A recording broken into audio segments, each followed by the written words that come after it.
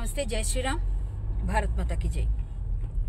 ఈరోజు ఎక్కడ చూసినా జానీ మాస్టర్ ఏదైతే ఒక హిందూ అమ్మాయి పైన అత్యాచారం చేయబోయారు, చాలా చాలా హింసించారు, చిత్రహింసలకు గురి చేసి మతం మారి పెళ్లి చేసుకోవాలి అనే ఒక కోణంలో ఆయన గురించి చాలా చాలా కథనాలు విన్నాము.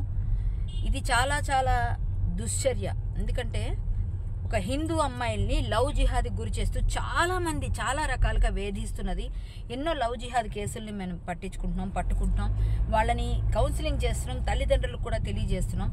అయినప్పటికీ చాలా వరకు వాళ్ళ వైపు మొగ్గు చూపుతున్నారు.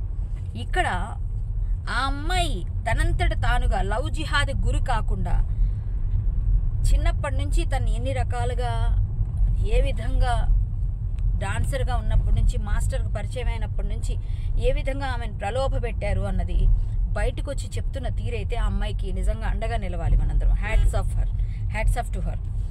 అయితే ఖచ్చితంగా ఆ అమ్మాయికి న్యాయం జరిగే వరకు జానీ మాస్టర్ ఒక పెద్ద పేరు మోసిన కొరియోగ్రాఫర్ అయితే మాత్రం ఆయనకి సపోర్ట్ చేయాలా?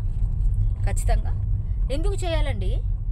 ఆయన ఒక పార్టీలో చాలా చాలా ప్రచారాలు చేస్తూ క్రిస్టియన్స్ ఆంధ్రాలో మతం మార్పులు చేస్తున్నారు అని చాలా గట్టిగా ఆయన నినదించారు ప్రచారంలో. అది అప్పటి వరకే నా మాటలు. మరి మీరు చేస్తున్న పరిస్థితి ఏంటి? మీరు చేస్తుంది ఏంటి మాస్టర్? జానీ మాస్టర్ గారు సూటిగా ప్రశ్నిస్తున్నాను నేను. మీరు కూడా మతం మారితే పెళ్లి చేసుకుంటాననడం ఒక విధంగా, అది ఎవరైనప్పటికీ మత మార్పిళ్ళు చేయడం, లవ్ జిహాద్ గురి చేస్తే మాత్రం ఖచ్చితంగా మనం గట్టిగా దానిపైన ఫైట్ చేయవలసి ఉంది. ఆ అమ్మాయికి సపోర్ట్గా ఖచ్చితంగా ఉంటామండి. ఎట్టి పరిస్థితుల్లోనూ నేను హిందూ యాక్టివిస్ట్గా ఇలాంటి వాటిని సపోర్ట్ చేయం. ఎవరైనప్పటికీ ఆయన చిన్న చితక డాన్స్ మాస్టర్ అయినా, పెద్ద మాస్టర్ అయినా, మామూలు వ్యక్తి అయినా సరే దీనికోసం ఫైట్ చేయాల్సిందే, గట్టిగా అడగాల్సిందే. కాబట్టి మీరందరూ కూడా ఈ విషయం పైన స్పందించండి. ప్రతి ఒక్కరూ మాట్లాడాలి. హిందువుల పైన జరుగుతున్న ఎన్నో దాడుల్లో లవ్ జిహాద్ ఒకటి. సో జానీ మాస్టర్కి మనం ఎట్టి పరిస్థితుల్లోనూ ఇలాంటి వాటిలో ఆయన్ని ఖచ్చితంగా ఇమ్మీడియట్గా పిలిపించి ఏం జరిగింది విచారణ చేసి తప్పు జరిగింది అని నిర్ధారణ అయినప్పుడు ఆయన అరెస్ట్ చేయాలి. లేకపోయినా ఒక ఆడపిల్లకి అన్యాయం జరిగిందని రోడ్డు మీదకి వచ్చి మాట్లాడుతున్నప్పుడు ఆ అమ్మాయికి సపోర్ట్గా నిలవాల్సిన బాధ్యత మనందరిది ఉంది.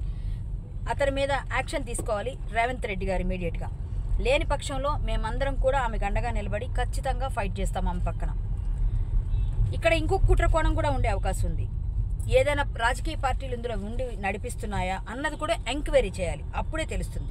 అన్ని విధాలుగా ఒక ఎంక్వైరీ వేస్తే తెలుస్తుంది. కాబట్టి ప్రతి ఒక్కరూ ఈ విషయం పైన స్పందించండి.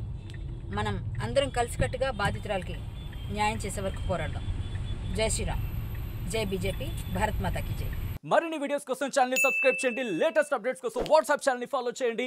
అండ్ లింక్ డిస్క్రిప్షన్ లో ఉంది.